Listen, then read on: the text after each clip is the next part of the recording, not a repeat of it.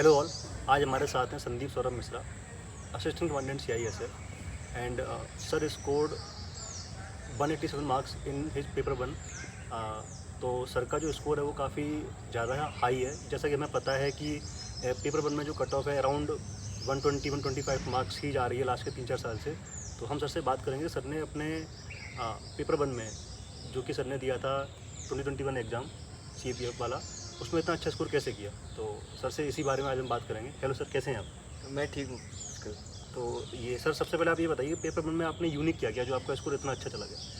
Sir, paper 1 में मैंने ऐसा करा था कि जो मॉक्स मैंने दी थी उसमें मैंने अलग से 2 नोट कॉपी बनाई थी, जिसमें मैं छूटे हुए क्वेश्चंस को अलग से लिखता था और जो क्वेश्चंस मेरे गलत हो गए हैं उन्हें मैं अलग से लिखता था।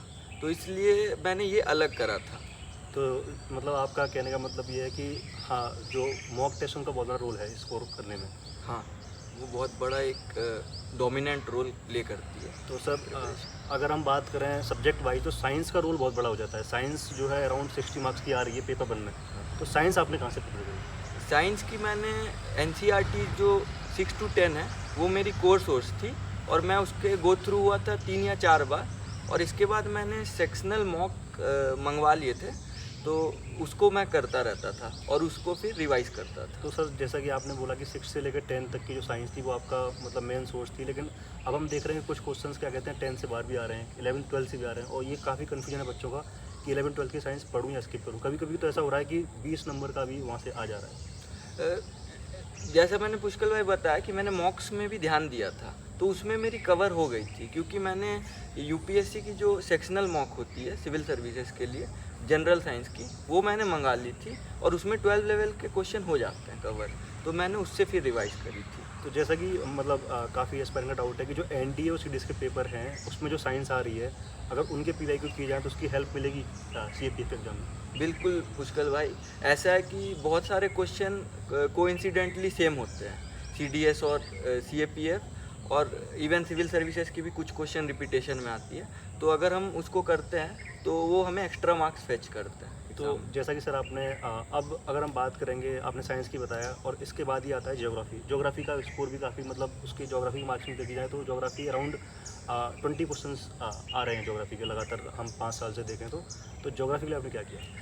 ज्योग्राफी में भी जो 11th की जो 2 टेक्स्ट बुक है, एक फिजिकल ज्योग्राफी पे और एक इंडियन ज्योग्राफी पे, वो दोनों कोर सोर्स थे। और इसके अलावा उस ज्योग्राफी और जैसे जनरल स्टडीज़ में ज्योग्राफी, हिस्ट्री, पॉलिटी और इकोनॉमी, ये थोड़ा इनका सिलेबस बहुत बड़ा है और वेग सा है, तो इनमें भी मैंने प्रीडोमिनेंटली एक ही सोर्स रखा था, बट मॉक्स इनमें ज़्यादा दिया था मैंने कंपेयर टू साइंस। जैसे साइंस में तो प्रिडिक्ट हो जाता है, इसमें नहीं हो पाता। तो जैसा कि अब हम देखते हैं कि वर्ल्ड ज्योग्राफी से काफ़ी क्वेश्चन आ रहे हैं, अराउंड 5-6 क्वेश्चन तो वर्ल्ड ज्योग्राफी से आते हैं, मैपिंग से आते हैं, तो आपने वो कहाँ से कवर किया? पुष्कल भाई, मैंने मैपिंग में एक अलग स्ट्रेटेजी यूज़ करी थी। मैपिंग में मैंने सुदर्शन गुज्जर सर हैं, वो फ्री क्लासेस लेते थे अनअकैडमी में, तो मैं उन्हें उनसे कर ली थी, क्योंकि उनकी मैपिंग के क्लासेस बहुत पोल ओरिएंटेड है। मतलब वो पोल देते हैं, क्वेश्चन देते हैं, तो आप बार बार टिक करते हो, गलत करते हो तो आपको याद हो जाती है क्लासेस में चीज़ें, तो मैंने उससे करी थी वर्ल्ड मैपिंग। और अगर बात पॉलिटी के सोर्स की जाए तो पॉलिटी कहाँ से कवर किया आपने? पॉलिटी पुष्कल भाई, मैंने 2 ही सोर्स रेफ़र करी थी, एक 11th की इंडियन कॉन्स्टिट्यूशन एट वर्क और एक लक्ष्मीकांत। यही दोनों मैंने कोर बुक फॉलो करी और मैक्सिमम क्वेश्चंस इनसे कवर हो जाते हैं, और जो नहीं हो पाते हैं उन्हें करंट अफेयर्स से ट्राई किया जाता है टैकल करने का। तो अगर हम बात करें जो आपका मैथ्स और रीजनिंग आ रहा है, आपने वो कैसे किया? मैथ्स और रीजनिंग जो CAPF में है उसकी, और सिविल CSAT जो होती है सिविल सर्विसेज में, इन दोनों की मतलब इक्वल नहीं है, मतलब अलग लेवल की क्वेश्चन पूछे जाते हैं। तो मैथ्स और रीजनिंग में मैंने क्या किया था कि एक आर्यहांत की आती है क्वांटिटेटिव एप्टीट्यूड की, मैंने उससे बेसिक कर लिया था और फिर PYQ मेरा मेन सोर्स था। और करंट अफेयर्स आपने कैसे कवर किया? करंट अफेयर्स में पुष्कल भाई, मैं एक विज़न की आती है मंथली मैगजीन, मैं कोर तो उसे ही रिफ़र करता था, बट जैसे फैक्चुअल वगैरह के लिए एक करंट अफेयर चैनल है बाई कृति मैम करके, वो पहले अनअकैडमी पढ़ाती थी, अब शायद PW या किसी में पढ़ाती हैं, तो उनसे मैं, उनकी एक आती थी, मतलब मंथ के एंड में वो पूरा मंथ को समअप कर देती थी MCQ में, तो मैं वो देख लेता था। तो सर इसके अलावा हम देखें तो एक हिस्ट्री बहुत बड़ा एक रोल प्ले करता है मार्किंग में, पेपर वन में, और वो काफ़ी ब्रॉड सब्जेक्ट है, तो उसको एस्पिरेंट्स का काफ़ी डाउट है कि उसको कैसे कवर किया जाए। History one of the toughest part था प्रिपरेशन का, क्योंकि हिस्ट्री में आपकी कोई डिफाइंड सिलेबस भी नहीं है और क्वेश्चन से पता चलता है कि ऐसा कुछ कोई कोर कंटिन्यूटी भी नहीं है कि आपको मौर्यन से इस साल पूछ लिया तो अगले साल भी पूछेगा।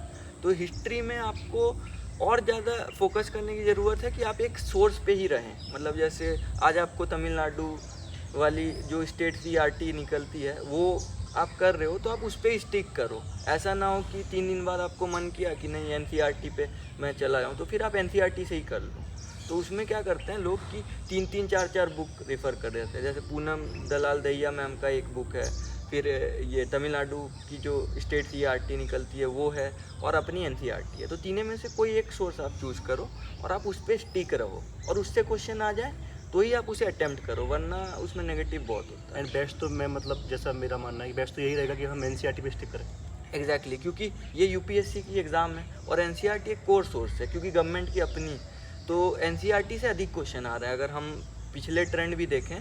बट वो है कि मैंने एक ऑलरेडी कंप्लीट कर लिया था तमिलनाडु वाला, तो मेरे को लगा कि एक्स्ट्रा फिर डुप्लीकेशन ऑफ एफर्ट हो जाएगा, तो इसलिए मैं उस पर स्टिक रहा था। तो अब सर जैसे बात बचती है इकोनॉमी की, तो इकोनॉमी में एक क्वेश्चन ये रहा है कि मैं माइक्रो पे फोकस करूँ मैक्रो पे करूँ। जैसे पहला क्या होता था कि पहले CAPF में जो क्वेश्चन थे इकोनॉमी के वो माइक्रो बेस्ड थे, लेकिन अब ये क्या हो रहा है लास्ट के 3-4 अगर हम क्वेश्चन पेपर देखें 3-4 साल वाले, तो उसमें क्या हो रहा है कि मैक्रो से भी क्वेश्चन आ रहे हैं। तो अब हमें इकोनॉमी को पूरा करना है या फिर किसी एक माइक्रो या मैक्रो पे फोकस करना है? नहीं, एक्चुअली हमारे टाइम में जैसे 2020, 19, 21 में ना NCERT बेस्ड क्वेश्चन अधिक थे उस टाइम में। मैक्रो या माइक्रो दोनों पे ही आप NCERT कर लो तो इट्स एनफ। बट अब वो आपकी कॉन्सेप्चुअल थिंकिंग को भी चाह रहा है UPSC टेस्ट करना, तो वो ट्रिकी क्वेश्चन ला देते हैं करंट बेस पे। जैसे बजट हो गया, तो बजट से उठा के वो कोई स्टेटमेंट दे रहे हैं जिससे आपकी सिर्फ स्टैटिक की नॉलेज एनफ नहीं होगी। तो मैं यही कहूँगा कि करंट पे भी आपको इकोनॉमी पे फोकस करना पड़ेगा। सर इसके अलावा जो कुछ क्वेश्चंस आ जाते हैं जो मतलब बेग हैं या फिर वो किसी सब्जेक्ट के नहीं है, जैसे मान लो कि इन्वायरमेंट का कोई क्वेश्चन आ गया, कोई फाइन आर्ट से क्वेश्चन आ गया, आर्ट एंड आर्किटेक्चर से कोई क्वेश्चन आ गया, तो उसके लिए कुछ आपने किया था?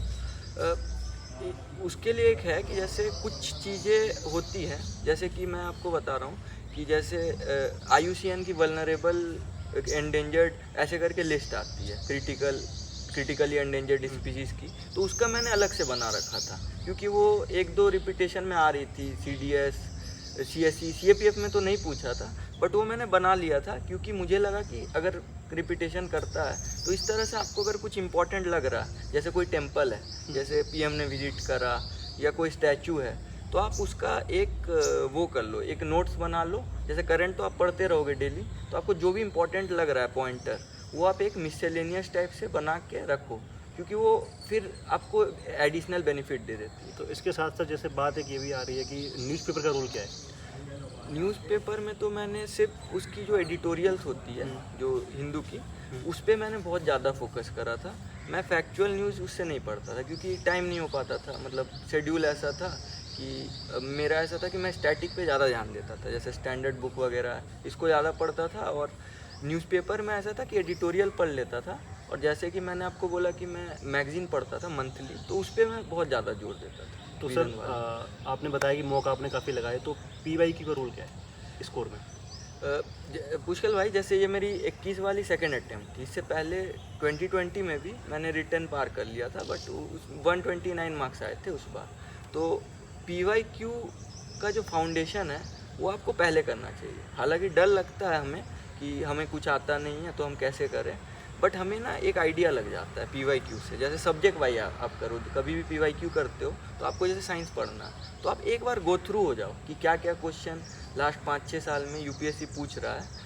तो जैसे सेल एक चैप्टर है, तो वहाँ से काफ़ी क्वेश्चन पूछे हैं साइंस के, जैसे कभी माइटोकॉन्ड्रिया पे पूछ लिया, न्यूक्लियस पे पूछ लिया। तो ये आपको कहाँ से पता चलेगा कि वो इम्पोर्टेंट है? तो वो PYQ से पता चलता है। या एक कोई चैप्टर है साइंस का जिससे कभी नहीं पूछा उसने, तो उसको हम कम रिवाइज करेंगे as compare to those topics जो हम देख रहे हैं कि कंटिन्यूएशन में आ रहा है। तो PYQ इज़ अ मस्ट, क्योंकि वो आपको एक डिफाइंड कर देता है कि आपको पढ़ना क्या है और आपको छोड़ना क्या है। क्योंकि सिलेबस तो आता है, क्योंकि सिलेबस में आपका पूरा जनरल आइडिया, जनरल साइंस लिखा हुआ, तो उसमें सब आ जाता है A to Z। तो उसको क्या इंपॉर्टेंट यूपीएससी को लग रहा है वो PYQ से ही पता चलता है। तो सर ये तो हो गई कि जो हमने तैयारी की, लेकिन अब जब जिस पेपर देने गए आप, पेपर देने वाले दिन जो D-Day होता है, उस दिन आपने जो पेपर अटेम्प्ट किया 2 घंटे में, तो वहाँ पे क्या क्या माहौल था, कैसा आपको डर लग रहा था, आपने सोचा था कितने अच्छे मार्क्स आएंगे, या फिर कैसे अटेम्प्ट करना चाहिए पेपर को? पेपर तो जैसे आप मॉक देते हो तो हम लोग बहुत फ्रेंडली एनवायरनमेंट में रहते हैं, जैसे घर पे है, टाइमर लगा दिया, तो हम ऐसा करते हैं कि बहुत कंफर्टेबल होके देते हैं।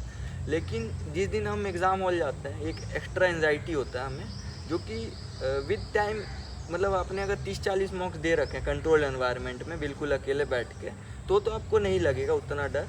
बट अगर आपने नहीं दे रखे हैं तो फिर हमें एंजाइटी के चलते 4-5 क्वेश्चन गलत हो जाते हैं। तो वहाँ पे आपका ज़रूरी है कि एक तो उससे पहले दिन, जिस दिन आप एग्ज़ाम दे रहे हो, you should have a adequate sleep. हम सो नहीं पाते हैं, जैसे एग्ज़ाम की एंजाइटी की वजह से हम उत्साहित ज़्यादा हो जाते हैं। तो एक तो हमें सोना बहुत अच्छे से है, दूसरा है कि हमें थोड़ा एडवांस में पहुँच जाना है एग्ज़ाम सेंटर, ताकि वहाँ लेट पहुँच के हमें एक और नया एंजाइटी ना हो जाए कि एंट्री रिलेटेड कुछ इशू हो जाए, या फिर हम जा रहे हैं तो हमें एक पैनिक रहता है एग्ज़ाम का, तो वो ना आए। और तीसरा चीज़ है कि आप एडिक्वेट फूड लेके जाएं, मतलब आप कुछ खा के जाएं, क्योंकि वहाँ एग्ज़ाम हॉल में ऐसा होता है कि आप ना खा के जाओ तो आपको भूख लगती है, प्यास आती है, थ्रस्ट, मतलब बहुत सारे फैक्टर्स होते हैं, भीड़ वहाँ रहता है। ट्राई करो कि किसी से कन्वर्सेशन ना करो, क्योंकि वहाँ पे आपको डराने वाले बहुत लोग मिलते हैं कि वो आएगा, आपको कोई सवाल पूछ लिया करंट पे, तो आप फिर डर जाओगे कि यार ये तो मुझे नहीं आता है, अब मैं कैसे करूँगा। तो ये नहीं आनी चाहिए एग्ज़ाम से पहले। अब जैसा कि सर इसको जो कन्वर्सेशन, ये वाली कन्वर्सेशन जो भी लोग देख रहे हो, तो उन्हें लग रहा होगा कि सर ने काफ़ी पढ़ाई की और सर तो एक दिन में 10 घंटे पढ़ते होंगे, 8 घंटे पढ़ते होंगे, लेकिन सर एक्चुअल में क्या आपने इतनी ही पढ़ाई की थी, या फिर पढ़ाई के साथ साथ आपने जो अदर एक्टिविटीज़ हैं, हॉबी है, इंटरेस्ट है, खेलना कूदना है, इसको भी साथ में किया था? पुष्कल भाई, मैं बहुत फॉर्चुनेट रहा कि मैं यूनिवर्सिटी में जब पढ़ भी रहा था फाइनल ईयर में प्रिपरेशन, और उसके बाद जब कोविड आया तो मेरे पापा भी स्पोर्ट्स में रहे हैं, तो मैं डेली 1 से 2 घंटे स्पोर्ट्स को देता था, क्योंकि ये मेरे लिए 2 काम करता था। एक तो ये फिज़िकली फिट कर देता था मुझे, तो अच्छा लगता है कि वेट आपकी बढ़ नहीं रही है अगर ड्यूरिंग प्रिपरेशन, और दूसरी है कि आपके ना स्ट्रेस में रहते हो आप, जैसे आप 2 घंटे की सीटिंग बैठोगे तो आपको 10-15 मिनट का ब्रेक लगता ही है हमेशा। अगर आप कंटिन्यू 3 घंटे करो तो आप सो जाओ, या आप खुद से ही नैप आ जाएगी। तो ये एक बहुत अच्छा है। जैसे बहुत लोग गाने सुनते हैं, तो उन्हें अगर पसंद है, जैसे आपने 1 घंटे का पढ़ाई करा, 10 मिनट गाने सुन लिए, तो इसमें कोई नुकसान नहीं है। बट फ़ायदा ये है कि अगले 1 घंटे आपकी कंसंट्रेशन पूरी रहेगी। बट आप लॉन्ग स्ट्रेचेज बैठोगे तो बहुत मुश्किल हो जाता है। जैसे मुझसे तो 2-2.5 घंटे से ऊपर स्ट्रेच बैठा नहीं जाता था। तो एक extra curricular is a very important, और ये आगे जाके भी आपकी काम करती है, क्योंकि आपकी जो हॉबी है वो आपके डेफ में आप डालोगे, तो if you are aware about there, तो उस हिसाब से भी ये काम करती है। तो ये दोनों बेनिफिट्स हो जाते हैं। तो जैसे जो भी एस्पायरेंट्स पेपर देने जा रहे हैं इस बार का, अगस्त में जो पेपर होने वाला है, तो उनके लिए आपका एक मैसेज क्या है? एक मैसेज यही है कि खुद पे बिलीफ रखें, क्योंकि सबसे इम्पोर्टेंट वही है। दूसरा है कि आपने जो प्रिपरेशन करी है अब तक, उस प्रिपरेशन पे स्टिक रहें, मतलब डोंट वेस्ट इट। जैसे आपने अगर किसी बुक को ख़त्म कर लिया, आप उसको फिर नए बुक किसी और के कहने पे, या कोई टेस्ट सीरीज में कोई क्वेश्चन नहीं लगा, इस चीज़ पे आप चेंज ना करें सोर्स। और तीसरा चीज़ है कि आप अपना हेल्थ का ध्यान रखें, क्योंकि हमने अमूमन बहुत बार देखा है कि 1 महीने पहले एग्ज़ाम से किसी का तबीयत ख़राब हो गया या कुछ हो गया, वो किस लिए, स्लीपिंग हैबिट्स, और हम सो नहीं पाते हैं। और फ़ोन वगैरह आखिरी में आप ट्राई करें अवॉइड करने का, लास्ट के 15-20 दिन, क्योंकि एक नोटिफिकेशन आ जाएगा, आपका ध्यान जाएगा उस पर, फिर आधा घंटा उस पर किल हो जाता है। यूट्यूब वगैरह भी मतलब ट्राई करें तो अनइंस्टॉल अगर हो पाए, तो 15-20 दिन के आखिरी में you should try to focus on revision, क्योंकि आपने जो 1 साल की मेहनत करी है वो आखिरी के 20-15 दिन में पानी हो सकता है वो, क्योंकि यही है। Thank you so much sir. Thank you.